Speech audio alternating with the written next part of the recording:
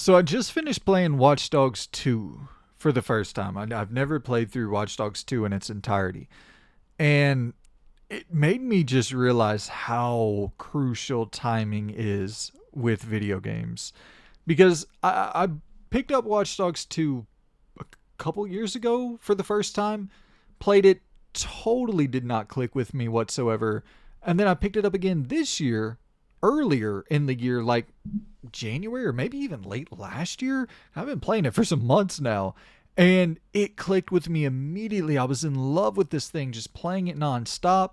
And then some big games came out, Kingdom Come Deliverance 2, Avowed, and then Yakuza Pirates. And so I put Watch Dogs 2 down.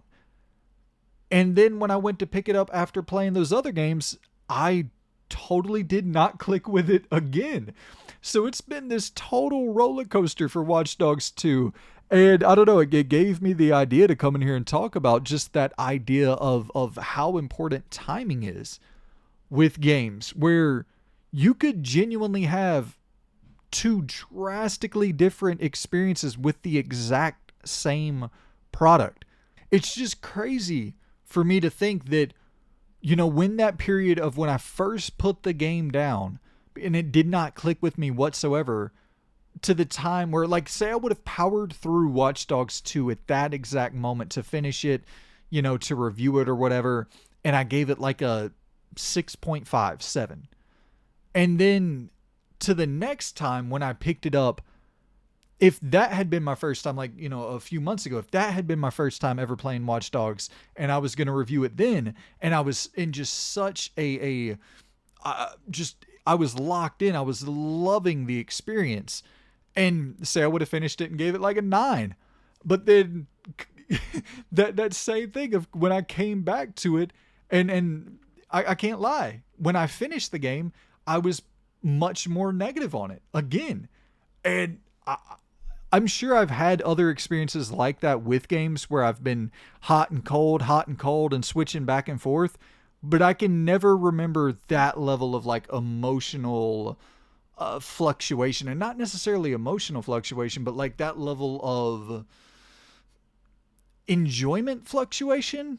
And then, my mind starts going down this rabbit hole of thinking like, about the objective reviews, and which I don't think anybody really considers their reviews objective, hopefully, because it's obviously just so not true. I'm sitting here telling you about an experience that fluctuated between a 6.5 and a 9, just depending upon my fucking mood changing. Like, that's it. I'm not saying reviews are totally worthless,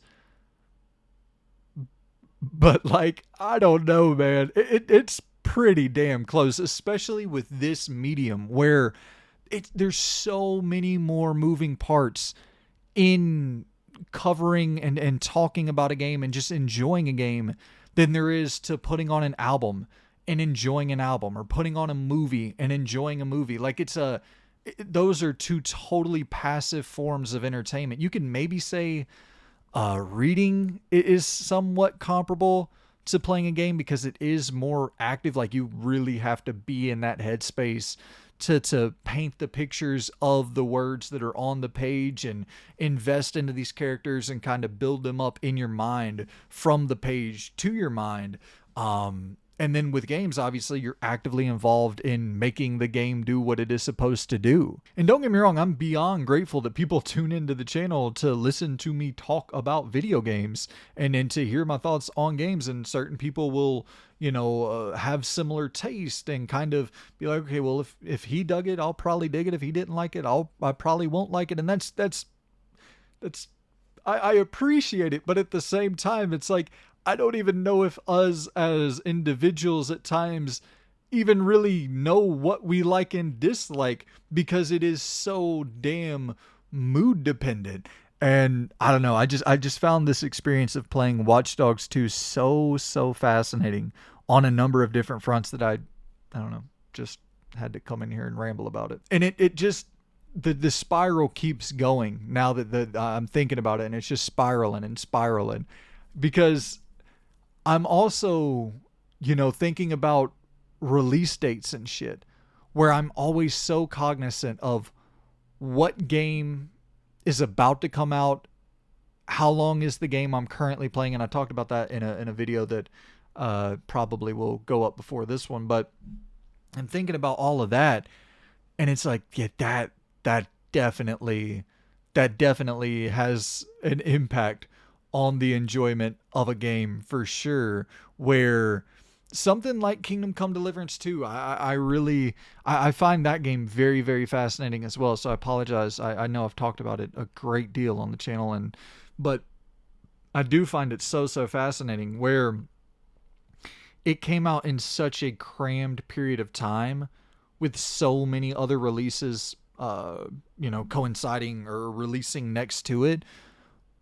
And I'm just like, I wonder if there's some alternate world out there. There's some alternate version of me playing this game in January of 2025. Let's say it got pushed up to January of 2025, where there's nothing at all releasing anywhere near it. And I just devoted all of my time to Kingdom Come Deliverance 2, played, 100 plus hours of it, and totally fell in love with the game and actually clicked with the combat and wasn't frustrated by the random quest giver that wouldn't appear in the spot he was supposed to appear in, or the vague kind of lack of direction. Maybe all of that stuff wouldn't have frustrated me as much if there weren't all those other games set to release soon thereafter, or if I could have really devoted 100% of my attention to it. Would there be an alternate world where that's like one of my favorite games of all time?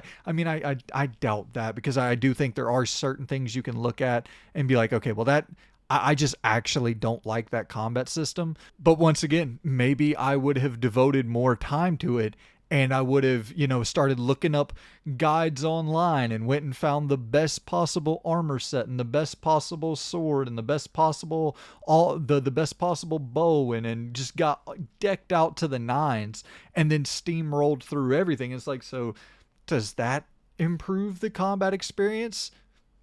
I still, right now, in my mindset, I'm like, I kind of doubt it. I just didn't like how the combat operated, but I don't know.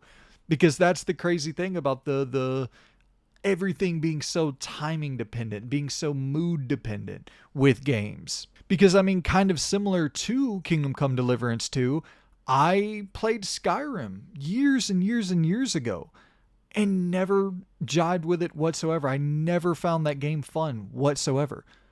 Played it for the first time last year or 2 years ago, jumped back in and finished it for the first time last year or 2 years ago. Loved Skyrim, was so into it. Same thing with Oblivion, was so into both of those games.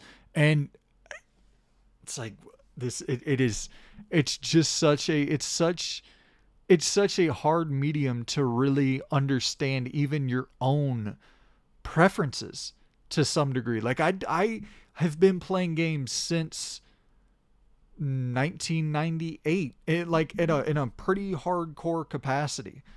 And sure, there'd be like little dips there, like through high school I didn't play games as much, but I've been playing games pretty consistently since 1998. And I still, in 2025,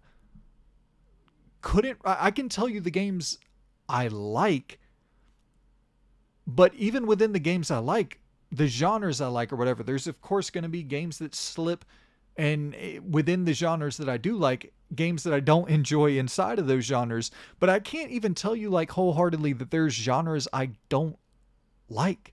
You know what I mean? I don't know if preference matters as much as mood does. Like, I think you can give me a game in a genre that I don't typically enjoy, but if there's nothing else that I'm playing at the time, if there's nothing else releasing that is catching my eye, or, if I'm not playing a game that's in the backlog, if I just have 100% of time to dedicate to some genre that I'm not all that interested in inherently, I think I still probably could get more interested in that game given, a time window that works better than I could for a game that I would typically enjoy in a time window or in a mood swing where it doesn't necessarily line up for that game. Like, I hope that makes some sense. I need to write down some of these damn thoughts so they can come out a bit more coherent. But I don't know. I like these quick rambles because it's just it's it's fun to come in here with an idea and kind of see where it goes as we begin discussing it. As we begin discussing it, I got multiple people living inside my head. But it's like even Monster Hunter Wilds, which I've been playing, that game couldn't have come out at a worse time as well. Just in this, I really think 2025 is just that it's going to be an onslaught. It's starting to feel like this year is just going to be an onslaught of games that are heavy, heavy, heavy, heavy hitters, high quality, consistent banger after banger, and you're just going to have to pick your spots, you know. And I think Monster Hunter kind of falls into that unfortunate camp of a game where I just had to bounce out of it. And I'll talk more about it in when we do the ranking at the end of March, but it's a game where I was really enjoying certain elements of it, but there was one aspect, one little tedious thing that just completely threw me off. I was like, I don't want to do this. I absolutely positively do not want to do this. I'll go ahead and talk about it quickly here. We'll expand more when we do the ranking, but I think it's Search for the Black Flame or something like that. Like I'm halfway through the main story, was enjoying it a good deal, and then I wandered around this area for like 20 minutes trying to find the Black Flame. I have no idea where the hell the Black Flame is, and I could definitely just Google it and find out, but I hate doing that shit so much. And then there's fucking Split Fiction that's right around the corner that Loon and I are going to dive into. And then there's WWE 2K25. And I know y'all are probably laughing at me for prioritizing WWE 2K25 over Monster Hunter Wilds, but that's my shit, man. And I know they're going to absolutely kill that franchise with the island thing, the island mode that they're introducing. They're going to NBA 2Kify it and just microtransaction people to death. But I'm gonna go down with the ship, and if it gets too bad, I'll hop off before it totally sinks. But I at least got to see what they're trying here, and I've played every wrestling game since Warzone, Attitude.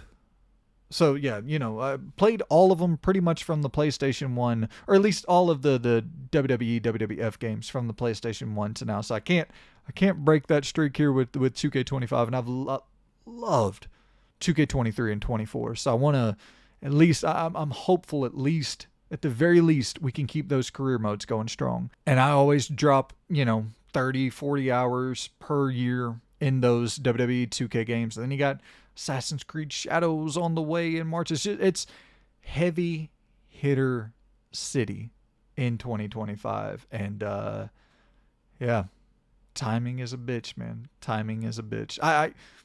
I hope that one day I can hop back into Monster Hunter Wilds, maybe play some co-op or something and really click with it. So yeah, man, I don't know where I'm going with this. I appreciate y'all tuning in. That's my quick little ramble about timing with video games and how important timing is with your video game enjoyment.